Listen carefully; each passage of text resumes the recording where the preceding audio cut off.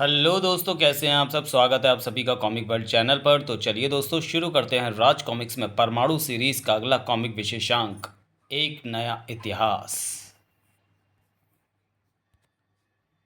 14 नवंबर यानी बाल दिवस भारत के प्रथम प्रधानमंत्री पंडित जवाहरलाल नेहरू के जन्मदिन के उपलक्ष्य में मनाया जाने वाला वह दिन जो सिर्फ बच्चों का ही दिन होता है, क्योंकि बच्चे इस दिन करते हैं खूब उछल कूद और मस्ती।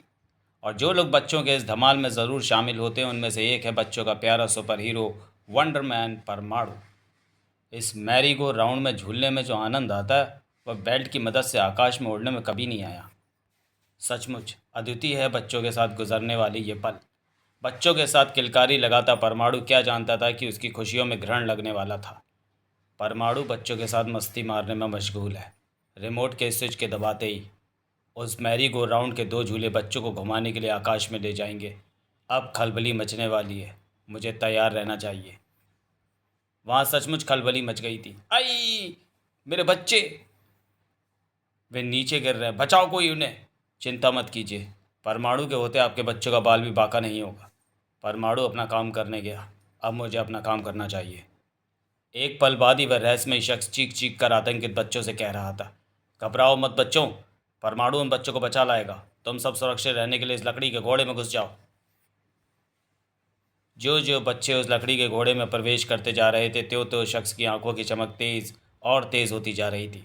शाबाश शाबाश, जल्दी करो जल्दी करो। और जैसे ही काफ़ी बच्चे उस घोड़े के पेट में चले गए, वैसे ही घोड़े का पेट भड़ाक से बंद हो गया और परमाणु को उसका पता भी नहीं था। ओह शुक्र है मैंने इन बच्चों को ज़मीन तक पहुंचने से पहले ही संभाल लिया। लेकिन मैरी को राउंड के झूले इन्हें लेकर हवा में उड़े कैसे? अपने आप तो ऐसा हो नहीं सकता, ज़रूर कोई चक्कर है। अरे ये नीचे चीख पुकार के मची हुई है, बचाओ बचाओ बचाओ। कोई उस लकड़ी के घोड़े को रोको, वह सैकड़ों बच्चों को लेकर भागा जा रहा है। लकड़ी का घोड़ा?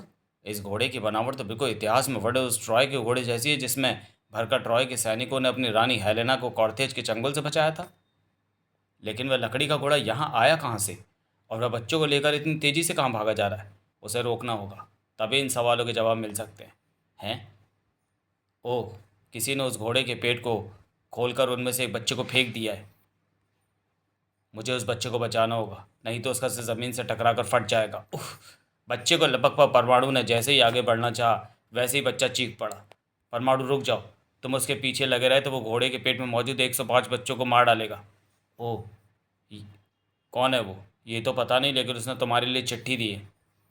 सनसनाते मस्तिष्क और उत्तेजना से भरे हाथों से परमाणु ने चिट्ठी को खोला। इतिहास?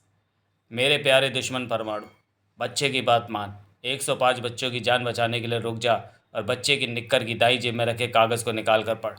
तुम्हारा ही दुश्मन इतिहास। सत्ते में रह गया परमाणु।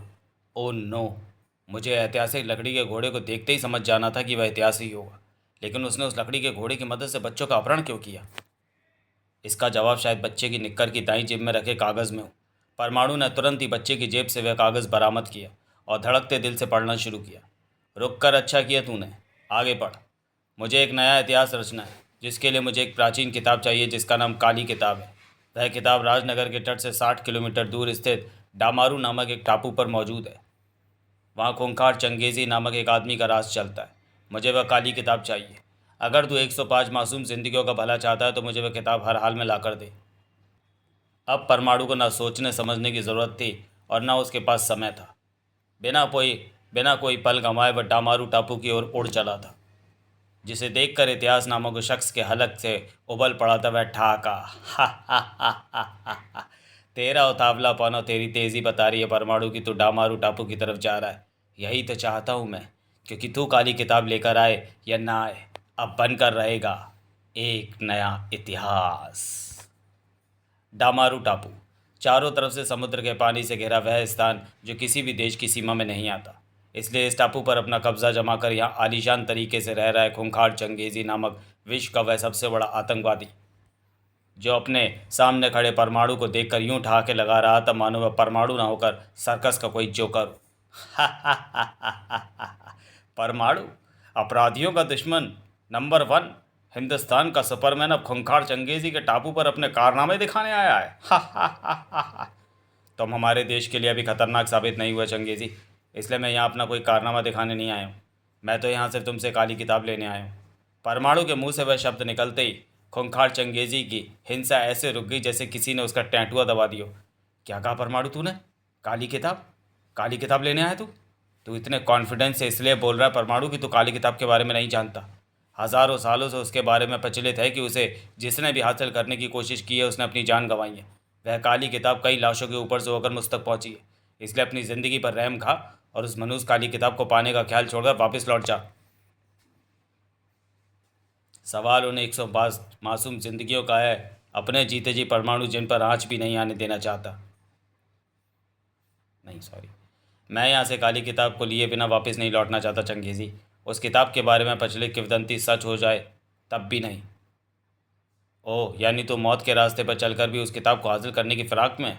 हाँ, क्योंकि सवाल उन 105 मासूम जिंदगियों का है, अपने जीते जी परमाणु जिन पर आँच भी नहीं आने देना चाहता। बहुत अच्छा, अगर तेरा यही फैसला है परमाणु तो सुन।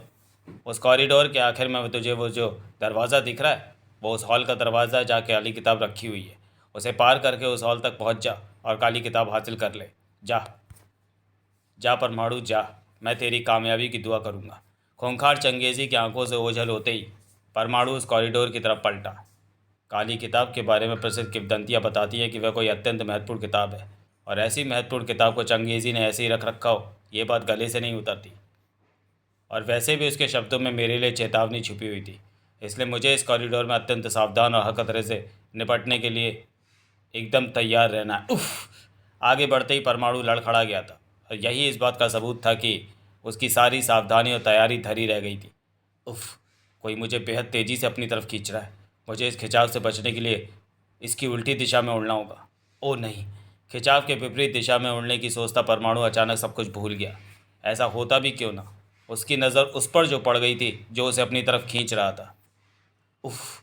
वह विशाल अजगर मुझे अपनी तरफ खींच रहा है। उफ! मुझे संभलना चाहिए। उफ! अब संभलने का टाइम नहीं था। वह विशाल अजगर उसे अपने मुंह में गड़प कर चुका था। इस दृश्य को अपने सामने मौजूद बड़ी स्क्रीन पर देखते खूंखार चंगेजी के मुंह से निकले अफसोस से भरे हुए शब्द। बेचारा काली किताब को हासिल करने की पहली कोशिश में एनाकोंडा अजगर का शिकार बन गया। अब एनाकोंडा के पेट में पड़ा पच रहा होगा। अरे, वह एनाकोंडा के दांतों के बीच फंसा पीला पीला क्या नजर आ रहा है? रिमोट का स्विच दबते ही जैसे ही स्क्रीन पर नजर आता दृश्य एनलार्ज हुआ, वैसे ही खूंखार चंगेजी को अपनी चेयर अंगारे सी दहकती महसूस हुई। वह तो परमाणु है, बित्ते भर का परमाणु, जो एनाकोंडा के दांतों के बीच मौजूद खाली जगह से बाहर निकलने की कोशिश कर रहा है। वह तो एनाकोंडा के मुंह से बाहर निकल भी गया। इसका मतलब परमाणु के पास छोटा होने की अनोखी पावर है, लेकिन इसके बावजूद भी वह एनाकोंडा से नहीं बच पाएगा, क्योंकि वह एक बार फिर अपनी सांस के साथ उसे अंदर खींच लेगा। परमाणु की समझ में भी ये बात आ गई थी। एक बार फिर ये मुझे अपनी सांसों के साथ खींच लेगा और इस बार शायद मेरा बचना मुश्किल होगा। इसलिए फ़िलहाल अक्लमंदी इसमें है कि मैं यहाँ से निकलने की जगह इसके सिर पर बैठ जाऊँ। इससे मैं इसकी सांसों से बचा रहूँगा। लेकिन यहाँ मुझे खुद को इतनी मजबूती से टिकाए रखना है कि अपनी हर कोशिश के बाद भी मुझे गिरा नहीं पाए। वैसे ये सब मुझे थोड़ी देर करना होगा, क्योंकि ये ज़्यादा देर अपनी सांस खींचता नहीं रह सकता। जल्दी ये थक जाएगा। उफ! सचमुच वैसा ही हुआ। थक हार कर उस अजगर ने अपना मुंह नीचे रख दिया, और ऐसा होते ही परमाणु द्रुत गति से उड़कर उसकी पहुंच से दूर निकल गया। अब समझ में आया कि चंगेज़ी ने इस जगह को ऐसे ही बिना पहरे के क्यों छोड़ रखा है। उसे पता है उसके पालतू एनाकोंडा से कोई बच ही नहीं सकता। लेकिन इसके इस भ्रम को मैं तोड़ूंगा। खूंखार चंगेज़ी के भ्रम को तोड़ने निकला है परमाणु। शायद ये ऐसा कर भी देता अगर मैं सुरक्षा इंतज़ामों में आजकल के आधुनिक तरीक़ों को इस्तेमाल कर रहा होता, क्योंकि इस जैसे दिमाग और अनोखी शक्तियों के मालिक के लिए उन आधुनिक इंतज़ामों को धता बताना ज़्यादा मुश्किल काम नहीं है। लेकिन इसके लिए उन सुरक्षा इंतज़ामों को तोड़ना मुश्किल होगा जो कुदरत ने दी है, जिसका एक नमूना था वह एनाकोंडा अजगर। और दूसरा नमूना परमाणु के सामने तब आएगा जब वह पहुंचेगा उस हॉल में जहां रखी है काली किताब। इस हॉल में सिर्फ वह सेफ़ मौजूद है। निश्चय ही उसी सेफ़ में काली किताब रखी होगी। रास्ता एकदम साफ नज़र आ रहा है, पर ऐसा होगा नहीं। इसलिए अच्छा यही है कि मैं उड़कर उस किताब को हासिल करने पहुंचूं। काली किताब किताली कित काली किताब की तरफ उड़ान भरता परमाणु उन दो जलती आंखों को नहीं देख पाया। तभी वह काली किताब तक पहुंचने से पहले हवा में उस हमले का शिकार हो गया। उफ! उस हमले से लहरा कर नीचे गिरे परमाणु की आंखें उस समय अविश्वास से फटती चली गई जब उसे हमलावर नजर आया। Oh no! इतना बड़ा बाज! मेरी किस्मत अच्छी थी जो मैं उसके भयानक पंजों में फंसने से बच गया। लेकिन वह नीचे आकर मुझ पर हमला नहीं कर रहा है। इसका मतलब इस बाज का इंतज़ाम सिर्फ इसलिए किया हुआ है कि कोई उड़कर या हवा में लहराकर उस किताब तक ना पहुंच पाए। लेकिन उससे क्या होता? मैं फर्श पर चढ़कर तो उस किताब तक पहुंच सकता हूँ। उफ! अगले ही पल परमाणु को पता चल गया कि फर्श पर चलकर काली किताब तक पहुंचना और भी ज़्यादा मुश्किल था, क्योंकि फर्श पर मौजूद थी कई गिला मॉन्स्टर। गिला मॉन्स्टर छिपकली वर्ग की एक ऐसी प्रजाति जिसे देखकर डायनासोरस युग की याद आती है। उन्हें अपनी तरफ बढ़ता देखकर निश्चय ही परमाणु के शरीर में सनसनी दौड़ जाती, अगर फिलहाल उसकी आंखें देखने लायक होती। उसकी आंखें तो वार की मार और पीड़ा की अधिकता से बंद थी, और अब वे आंखें हमेशा के लिए बंद होने जा रही थी, क्योंकि परमाणु एक गिला मॉन्स्टर के खतरनाक शिकंजे में जकड़ा जा चुका था। एक पीड़ा पर जब दूसरी पीड़ा हावी हुई तो परमाणु को उस खतरे का आभास हुआ। ओह! मेरे चारों तरफ कई भयानक गिला मॉन्स्टर छिपकलियाँ मौजूद हैं। एक ने मुझे बुरी तरह अपनी जकड़ में जकड़ रखा है, और उसकी ये जकड़ मेरी हड्डियों को तोड़े दे रही है। अब अगर अपनी जान बचानी है तो मुझे तुरंत ही खुद को इसकी पकड़ से छुड़ाना होगा, क्योंकि इसने ना सिर्फ मेरे हाथ पाँव को बुरी तरह जकड़ रखा बल्कि मेरे गले पर भी अपनी पूंछ लपेट रखी है। ऐसे में मैं ना तो अपने हाथों से अपनी बेल्ट का स्विच दबा सकता हूँ और ना बोलकर ट्रांसमिट हो सकता हूँ। उस दूसरी गिला मॉन्स्टर ने मुझ पर अपनी पूंछ के वारों की बौछार कर दी है। मुझे लगता है कि इसके मुंह में जाने से पहले मैं उसकी पूंछ के प्रहारों से मारा जाऊंगा, और शायद ऐसा हो भी जाए, क्योंकि मैं अपनी पूरी ताकत लगाने के बाद भी इसकी पकड़ से छूट नहीं पा रहा हूँ। ओह! पीड़ा के साथ साथ अब परमाणु के चेहरे पर चिंता भी नजर आने लगी थी, जबकि खुशी की अधिकता से दमक रहा था खूंखार चंगेजी का चेहरा। हा हा हा हा हा! तो जैसा विज्ञान की आधुनिकतम शक्ति से लैस इंसान ऐसे मारा जाएगा, ये किसी ने सोचा भी नहीं होगा। इन खतरनाक जानवरों को विश्व के घने जंगलों से ढूंढकर यहाँ मंगवाने में मेरा जो लाखों डॉलर खर्च हुआ था, वह आज वसूल हो जाएगा। हा हा हा हा हा! खूंखार चंगेजी क्या जानता था कि परमाणु का गिला मॉन्स्टर का भोजन बनने का कोई इरादा नहीं था। इन गिला मॉन्स्टरों से बचने का एक रास्ता जो दिखाई दे रहा है, हालांकि उसके सफल होने के चांस बहुत कम है, लेकिन फिर भी ऐसे टाइम में कोशिश करके देखने में कोई हर्ज नहीं है। मुझे सिर्फ थोड़ी सी ताकत लगाकर अपने शरीर के निचले हिस्से को उस गिला मॉन्स्टर की पूंछ के सामने करना है, जो मेरे शरीर से आकर टकरा रही है। और ऐसा मुझे तब तक करते रहना है जब तक कि कोई गिला मॉन्स्टर मुझे अपना निवाला नहीं बना लेती, या फिर गिला मॉन्स्टर की वह लहराती पूंछ मेरी बेल्ट के बटनों से नहीं आ टकराती। इस बार पूंछ परमाणु की बेल्ट से आ टकराई थी, और इसी के साथ परमाणु अपनी जान बचाने में सफल हो गया, क्योंकि उसका शरीर छोटा होकर गिला मॉन्स्टर की पकड़ से छूट चुका था। अब अब दोबारा पकड़े जाने का उसका कोई इरादा नहीं था, इसलिए वह तेज़ी से लपक कर सेफ तक पहुंचा और उसे खोलकर उसमें से काली किताब हासिल कर ली। अब परमाणु काली किताब लेकर जैसे ही हवा में लहराया वैसे ही, उफ! हवा में लहराने से पहले इसे तो मैं भूल ही गया था। बाज की निगाहें बड़ी तेज़ होती हैं। इस छोटे रूप में भी मैं इससे नहीं बचा रह सकता, इसलिए अच्छा यही है कि मैं अपने आप को और भी छोटा करके यहाँ से निकल जाऊँ। छोटा होकर परमाणु न सिर्फ बाज की आंखों से बल्कि खूंखार चंगेजी की आंखों से भी ओझल हो चुका था। अरे! परमाणु एकाएक कहाँ गायब हो गया? लेकिन वह काली किताब के साथ गया कहाँ? मैं यहाँ हूँ चंगेज़ी, और मैं तुझे सिर्फ ये बताने आया हूँ कि मैंने वर्षों से चली आ रही इस किंवदंती को झूठा साबित कर दिया कि इस काली किताब को जिसने भी हासिल करने की कोशिश की वह मारा गया। इस समय तेरा इरादा ज़रूर मुझसे लड़कर अपने नाम की खूंखारता प्रकट करने का होगा, लेकिन अफसोस फ़िलहाल मेरा ऐसा कोई इरादा नहीं, क्योंकि मुझे इस किताब को लेकर दिल्ली पहुँचने की जल्दी है। लेकिन तेरा ही इरादा मुझ पर उधार रहा। मैं वादा करता हूँ कि जल्दी मैं यहाँ लौट कर आऊँगा और ये देखूँगा कि खूंखार चंगेज़ी कितना खूंखार है। तब तक के लिए विदा। खूंखार चंगेज़ी की जलती आंखों के सामने ट्रांसमिट होकर परमाणु जल्दी ही दिल्ली में इतिहास के सामने आ पहुँचा था। शाबाश परमाणु, शाबाश! आखिर तू काली किताब ले ही आया। वाह वाह! मैंने तेरा काम पूरा कर दिया इतिहास। अब अच्छा यही है कि तू इस घोड़े में बंद बच्चों को छोड़ दे। छोड़ देता हूँ। मैं अपनी बात झूठी करके अपने इतिहास को कलंकित क्यों करूँ? इतिहास के रिमोट का स्विच दबाते ही लकड़ी के घोड़े के पेट में बना दरवाज़ा खुल गया, और निकलो बच्चों, जल्दी निकलो, अब तुम आज़ाद हो। राह से बच्चों को घोड़े के पेट से बाहर निकलता देख परमाणु अचानक चौंक पड़ा। अरे ये क्या? तूने घोड़े का दरवाज़ा क्यों बंद कर दिया इतिहास? अभी तो आधे बच्चे घोड़े से बाहर आए हैं। आधे बच्चे तो बाहर आने ही थे, क्योंकि तूने काम ही आधा किया। क्या मतलब? मतलब ये परमाणु कि इस काली किताब को लाकर तूने अभी से मेरा आधा काम किया है। अभी तो आधा काम बाकी है। अरे इतिहास! ये तू क्या कर रहा है परमाणु? अरे छोड़ मेरा गिरेबान। इतनी कस का गिरेबान पकड़ेगा तो मैं टैम बोल जाऊंगा, और अगर ऐसा हो गया तो फिर घोड़े से बंधे उस बम को कौन डिफ्यूज़ करेगा जो अगले 2 मिनट में फटने वाला है? ओह! जल्दी से मेरा गिरेबान छोड़ो परमाणु, नहीं तो गड़बड़ हो जाएगी। परमाणु ने तुरंत ही इतिहास का गिरेबान छोड़ा। इतिहास बम की घड़ी को रोकता हुआ बोला, मैंने बम की टाइम घड़ी बंद कर दी है, लेकिन तूने फिर कोई ऐसी कोशिश करी तो ये फिर चालू हो जाएगी, और इस बार मैं उसे रोकूंगा नहीं। हाँ, क्या चाहते हो तुम? अब आया ना लाइन पर। अब मैं तुझे बताता हूँ कि मैं क्या चाहता हूँ। ले, इस काली किताब का ये पन्ना संभाल और इसे पढ़कर निकल जा वहाँ जहाँ का जिक्र इस किताब में है। वहाँ से तू सफल होकर आएगा या नहीं ये तो मुझे पता नहीं, लेकिन इतना पता है कि तू आए ना आए, इतिहास एक नया इतिहास तो बनाएगा ही। ब्राज़ील में अमेजॉन के भयानक जंगल, जिनके बारे में प्रसिद्ध है कि उसके असंख्य वृक्षों की ऊंचाइयां सूर्य की किरणों को धरती तक पहुंचने से पहले ही मार डालती हैं। छाया जिनकी घनी पत्तियों में फंसकर अपना दम तोड़ देती है। उन्हीं खतरनाक जंगलों के बीचों बीच खोपड़ी की आकृतियों के घने वृक्षों के बीच बसा है वह खूंखार नरबख्शी कबीला बागरोसा, जिसके सरदार गुबरीला के कब्जे में है ब्राज़ील के तबाही के देवता जागरोसा का लोहे से बना हुआ ऐतिहासिक कवच, जिसे पहनकर कोई भी जागरोसा जैसा तबाही का दूत बन सकता है।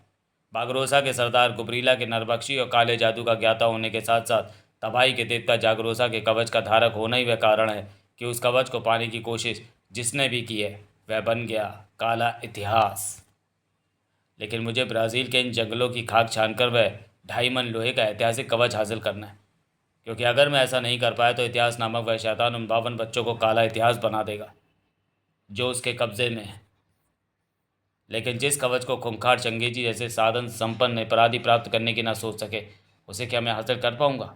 खैर, जो होगा सामने आ जाएगा।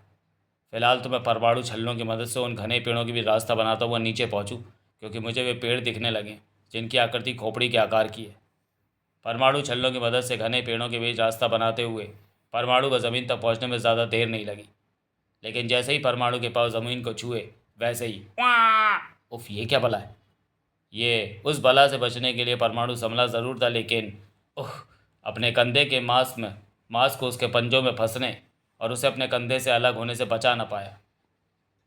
उफ, अपनी पीड़ा से उबर कर परमाणु ने जब तक उस बला पर वार किया तब तक उफ, वह तो बड़ी तेजी से लहरा कर पेड़ों के झुरमुट में गुम हो गया। लेकिन मैं उसका पीछा नहीं कर सकता, क्योंकि एक तो उन घाड़े पेड़ों के बीच उसके पीछे उड़ना खतरे से खाली नहीं, और ऊपर से वह बेल अद्भुत तरीके से मेरे पैरों से लिपट कर ऊपर बढ़ती जा रही है। मुझे अपने परमाणु छल्लों से इसे नष्ट करने में थोड़ा समय लगेगा। परमाणु का मुसीबतों से जूझने का दौर शुरू हो चुका था, जिसमें निश्चय ही बढ़ोतरी होने वाली थी। मांस, इंसानी मांस। कितनी भीनी भीनी सुगंध बसी है इस इंसानी मांस में। ठीक ऐसी सुगंध कुछ सालों पहले उन मनुष्यों के मांस से आई थी जो कि जंगल में भटकते हुए यहाँ पहुँचे थे। देवता जागरोसा को बलि चढ़ाने के लिए ये मांस एकदम उपयुक्त है। पपोला, जाओ, उसके स्वागत की तैयारी करो। जो आज्ञा सरदार। इसी बीच परमाणु, उफ, जाने यहाँ लोग कैसे रहते हैं। यहाँ के तो कीड़े मकोड़े भी ऐसे हैं कि अगर इनके पल्ले कोई आदमी पड़ जाए तो ये उसे पल भर में चट कर जाएं। उन कीड़े मकोड़ों से बचकर हवा में लहरा कर परमाणु जैसे ही आगे बढ़ा, वैसे ही टिंग टिंग, परमाणु को आभास हो गया कि मौत के मुंह में आ चुका है। वह सैकड़ों भाले उसे निशाना बनाने के लिए सनसना उठे थे, जो वहाँ मौजूद पेड़ों से छूटे थे। उफ, मेरे शरीर को छलनी कर देने को तत्पर ये भाले उन पेड़ों की तरफ से आए हैं, लेकिन उन्हें फेंकने वाला कहीं कोई नज़र नहीं आ रहा। ओह, वे भाले तो उन पेड़ों से अपने आप छूट रहे हैं, किसी यांत्रिक प्रक्रिया द्वारा, क्योंकि जैसे जैसे मैं आगे बढ़ता जा रहा हूँ पेड़ों से भालों का छूटना और भी ज़्यादा बढ़ता जा रहा है। मुंह से निकली चीख और शरीर में दौड़ गई दर्द की लहर ने परमाणु को वह निर्णय लेने के लिए मजबूर कर दिया। इस रास्ते पर इस रूप में आगे बढ़ने का मतलब अपनी जान खोना है, इसलिए अक्लमंदी इसी में है कि मैं अपनी बेल्ट में लगा मॉलिकुलर कॉम्पैक्टर स्विच दबाकर अपने आप को इतना छोटा कर लूँ कि इन भालों की जानलेवा बरसात के बीच में से होकर आराम से सुरक्षित जगह पहुँच जाऊँ, थोड़ी देर में ही। उफ, मेरी जगह कोई और होता तो मौत ने उसे कब का अपनी गोद में समेट लिया होता, लेकिन अब मैं मौत के उस दरवाजे से सुरक्षित बाहर निकल आया हूँ। इसलिए अब मुझे और भी ज़्यादा सावधानी बरतनी होगी, क्योंकि मुझ पर हुआ यह हमला बता रहा है कि मैं बागरोसा कबीले के आसपास ही हूँ। अचानक परमाणु का जिस्म बिना बेल्ट के हवा में लहरा गया, और ये हुआ था पपोला नामक उस खूंखार आदिवासी के वार से। हर्रा हर्र बार की भीषणता से धुंधलाई परमाणु की आंखें उस समय एकदम सतर्क नजर आने लगी जब पपोला ने दूसरा वार कर दिया। उफ, उस भयंकर आदिवासी द्वारा उछाली गई चट्टान अगर मेरे ऊपर गिर गई तो मेरा मलीदा बन जाएगा। सही समय पर एक तरफ लहरा का परमाणु पपोला के उस वार से तो बच गया था, लेकिन अगले वार से नहीं बच पाया। उह, वार ये अच्छे कर रहा है, लेकिन ज़्यादा देर तक वार सहने के मूड में नहीं हूँ मैं, इसलिए मुझे भी इसे ऐसा जवाब देना होगा जो इसका मुंह तोड़ कर रख दे। लेकिन वह उससे भी ज़्यादा तेज़ी से हमला करने के लिए पलटा। उह, इसकी फुकनी से निकले छोटे छोटे तीर निश्चय ही जहर बुझे होंगे। ब्रुम ब्रुम। मैं उन्हें किसी भी हाल में अपने शरीर तक नहीं पहुंचने दे सकता, और ना इसे इतना समय दे सकता कि ये ज़्यादा देर तक मुझ पर हमला करता रहे। धड़ाक! परमाणु के उस प्रचंड वार ने पपोला को कटे वृक्ष की तरह नीचे गिरा दिया। ये खबर तुरंत ही गुबरीला तक पहुंची। उसने भालों की सुरक्षा दीवार को भी पार कर लिया और पपोला को भी हरा दिया। कैसे? बता क्रिंचा, कैसे किया उसने ऐसा? उस विशाल उल्लू ने भयभीत स्वर में जो बताया, उसे सुनकर सोच में डूब गया गुबरीला। जादू। जो क्रिंचा ने बताया वह सिर्फ जादू से ही हो सकता है। अगर ऐसा है तो उसे मात करने के लिए मुझे भी इस्तेमाल करना होगा अपना वह जादू जिसे संसार का कोई भी जादू नहीं काट सकता। कुछ पलों बाद ही गुबरीला के हाथों में हरे और पीले कपड़ों से लिपटा एक पुतला नजर आ रहा था। ये उसी का पुतला है। इस पुतले में मौजूद है उसके शरीर के मांस का वह टुकड़ा जिसे क्रिंचा उसके शरीर से नोच कर लाया था, इसलिए पलक झपकते ही उस पर मेरा जादू असर करेगा। गुबरीला ने जैसे ही अपने हाथ में थमा सुआ उस पुतले के सीने में घुसेड़ा, वैसे ही जंगल का सारा वातावरण परमाणु की दर्दनाक चीख से गूंज उठा। दूसरे ही क्षण वह पीड़ा से तड़पता धड़ाक से जमीन पर आ गिरा। गिरते ही उसकी आंखें अंधेरे के संसार में खोती चली गई। परमाणु की आंखों से अंधेरा छटा तो उसने अपने आप को एक अलग ही संसार में पाया। ओह, निश्चय ही मैं बागरोसा कबीले, मैं उन नरभक्षी कबीलों के बीच में हूँ जो मेरे रूप में अपने भोजन को पाकर खुशी मना रहे, और मुझे यहाँ पहुँचाने का श्रेय निश्चय ही उस भयंकर पीड़ा को जाता है जिसके कारण मैं बेहोश हो गया। ओह, लेकिन दर्द मेरे सीने में हुआ कैसे था? ना तो मेरे सीने पर कोई चोट लगी है और ना कोई जख्म हुआ है। ओह नहीं, मेरे शरीर पर न मेरी परमाणु पोशाक है और न परमाणु बेल्ट। मैं इस समय विनय के रूप में यहाँ मौजूद हूँ। उफ, मेरा रहस्य खुल गया। लेकिन यहाँ शायद इससे कोई फ़र्क ना पड़े, क्योंकि इन आदिवासियों का शहर से कोई संपर्क नहीं है। लेकिन मेरी ड्रेस और परमाणु बेल्ट कहाँ है? वो रही। मेरे बेहोश होने के बाद इन आदिवासियों ने उन दो चीज़ों को मेरे शरीर से उतार दिया। मुझे उन्हें हासिल करना होगा और उसके लिए मुझे इनके घेरे से निकलना होगा। अपने आसपास मौजूद आदिवासियों को दूर फेंककर विनय जान छोड़कर उधर भागा। अरे, अचानक ये आदिवासी कहाँ से बीच में आ गया? ओह, उसकी वेशभूषा बता रही है कि वे इस कबीले का सरदार गुबरीला है। लेकिन ये मुझे ड्रेस और पुतले तक पहुंचने से नहीं रोक पाएगा। तोप के गोले की गति से आगे बढ़े विनय ने गुबरीला को अपने रास्ते से हटा दिया, लेकिन फिर भी वह ड्रेस और पुतले तक नहीं पहुंच पाया, क्योंकि उस पर उस विशाल उल्लू ने हमला कर दिया था। इस बार उल्लू के लहराने से पहले ही अपनी पूरी शक्ति से चीखा गुबरीला। क्रिया! जादू था उसकी आवाज़ में। विनय का मांस नोचने को आतर उल्लू तुरंत ही भीगी बिल्ली बन गया। इधर पीड़ा से संभलते विनय को कई आदिवासियों ने जकड़ लिया। हा हा हा हा हा, बेवकूफ़ शहरी, इस जंगल के चप्पे चप्पे पर गुबरीला का राज चलता है। गुबरीला की मर्जी के बिना पत्ता भी नहीं खड़खड़ाता इस जंगल में। अब अगर तू सोच रहा है कि मैं तेरी भाषा में तुझसे कैसे बात कर रहा हूँ, तो मैं तुझे बता दूँ कि मैंने अपने जीवन में सैकड़ों ऐसे शिकार किए हैं जो अलग अलग देशों से यहाँ जागरोसा देवता का कवच हासिल करने आए थे। उनमें से कुछ चूहे ऐसे भी थे जो तेरी भाषा बोलते थे। विनय को चकित छोड़कर गुबरीला अपने साथियों की तरफ पलटा। इसे बलि वेदी पर ले जाओ, मैं देवता जागरोसा के सामने इसकी बलि चढ़ाने की तैयारी करके आता हूँ। उफ, ये अपनी भाषा में अपने साथियों से बोलकर कहीं जा रहा है, जबकि इसके साथी मुझे खींचकर कहीं ले चले। लेकिन किस लिए? उस प्रश्न का जवाब विनय को जल्दी ही मिला। ओ नहीं, ये तो अपने देवता के सामने मेरी बलि चढ़ाना चाहते हैं। शायद इनका सरदार गुबरीला इसी की तैयारी करने गया है। क्या तैयारी करके लौटेगा वह? गुबरीला की तैयारी सामने आई तो विनय को ऐसा लगा मानो उसकी आंखें पथरा जाएंगी। गुबरीला के शरीर पर वह कवच, मैंने काली किताब के पन्नों पर यह कवच देखा है। ये यहाँ के देवता जागरोसा का वह कवच है जिसकी वजह से जागरोसा को तबाही का देवता कहा जाता है। इसी कवच की बदौलत देवता जागरोसा ने कभी सारे संसार में खून की नदियाँ बहा दी थी। ओह, ये गुबरीला भयानक रूप से चीखकर अपने साथियों से क्या कह रहा है? लोग तेजी से मुझसे दूर होते जा रहे हैं। गुबरीला ने चिल्लाकर उनसे शायद यही कहा है, और ऐसा उसने निश्चय इसलिए किया है क्योंकि वह मुझ पर हमला करके अपने देवता के सामने मेरी बलि चढ़ाना चाहता है। ओह, मेरा सोचना सही निकला। देवता जागरोसा का कवच पहनकर गुबरीला भी अपने आप को तबाही का देवता समझने लगा है। मुझे उसकी ये गलतफहमी दूर करके उसे बता देना है कि इस कवच के बारे में जो भी बातें प्रचलित है वे सिर्फ कोरी किंवदंतियाँ हैं। एक साधारण सा लोहे का कवच पहनकर गुबरीला जैसा आदमी तवाई का दूध कभी नहीं बन सकता। ओह, मेरी जिस टक्कर से पहले गुबरीला कई फीट दूर जा गिरा था, उससे अब वह तिल भर भी नहीं हिला। गुबरीला के उस वार ने विनय का हर जोड़ हिला दिया और इस वार ने उसे यह बता दिया कि अब तक वह गलत सोच रहा था। ओह, गुबरीला के शरीर में चट्टान सी स्थिरता और उसके वारों में तूफान सी मारक क्षमता आ गई है, और ऐसा होने के कारण सिर्फ वह कवच है जिसे मैं अब तक साधारण कवच समझ रहा था। इस कवच को पहनकर सचमुच मनुष्य के शरीर में असाधारण शक्ति का संचार हो जाता है। ओह, वह कवच से जुड़ी म्यान में रखी तलवार को निकाल रहा है। अब उसका इरादा तलवार से मेरी गर्दन उड़ा देने का है, और ऐसा ये कर भी देगा। उफ, तलवार तो बहुत ही घातक है। कांसे जैसी कठोर धातु से बनी मूर्ति को मूली की तरह काट दिया। अगर मैंने तुरंत ही कुछ नहीं किया तो मेरी गर्दन को तो ये और भी आसानी से उड़ा देगा। लेकिन बचने के लिए मैं करूँ भी तो क्या? अपनी ड्रेस और बेल्ट पाने का जो रास्ता मेरे पास है उस तक तो मुझे कोई पहुँचने ही नहीं देगा, और बिना उन तक पहुँचे मैं उस कसाई के हाथों से बच पाऊंगा, ऐसा सोचना भी बेवकूफ़ी है। ओह, इसकी तलवार के वार को का फोर्स ही इतने ज़बरदस्त है कि वह मेरे पैरों को उखाड़ कर दूर उछाल देती है। आ गया, बचने का एक रास्ता समझ में आ गया। निश्चय ही उसका अगला वार मुझ पर पहले से अधिक तेजी से होगा। जैसे ही मैं उसे रोकूंगा वैसे ही उसके वार की फोर्स से मैं उछलता हुआ जा गिरूंगा वहाँ जहाँ पड़ी है मेरी परमाणु ड्रेस। जैसे रेगिस्तान में प्यासा पानी पर झपटता है वैसे ही ठीक विनय अपनी ड्रेस पर झपटा और बिना कोई छड़गवाओं से पहनकर बन गया परमाणु। अब मुझे तो अपने वारों का निशाना नहीं बना सकता पर गुबरीला, क्योंकि अब मेरे पास तेरे हर वार का जवाब है। परमाणु रस्सी ने गुबरीला के शरीर से लिपट कर उसे बेबस तो किया, लेकिन सिर्फ एक पल के लिए। अगले पल ही